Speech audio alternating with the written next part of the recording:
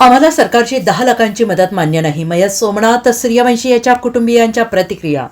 परभणी प्रकरणातील न्यायालयीन कोठडीत मृत्यू पावलेल्या सोमनाथ सूर्यवंशीच्या कुटुंबाला राज्य सरकारने आज 10 लाख रुपयांची मदत जाहीर केली आहे. यानंतर आम्हाला ही मदत मान्य नाही अशी प्रतिक्रिया सोमनाथ सूर्यवंशी याच्या कुटुंबाने दिली आहे. मला मुख्यमंत्री देवेंद्र फडणवीस यांचे बोलणे मान्य नाही. माझ्या मुलाचा मारहाण करून जीव घेतलाय. मला 10 लाख रुपयांची गरज नाही. आम्हाला न्याय हवा आहे. माझ्या मुलाला कसलाही आजार नव्हता. हे सर्व खोटं आहे. ज्या पोलीस अधिकाऱ्यांनी मारहाण करण्याचे आदेश दिले आणि ज्यांनी मारहाण केली त्यांना जन्मठेप द्या अशी प्रतिक्रिया सोमनाथ सूर्यवंशी यांच्या आईने दिली आहे.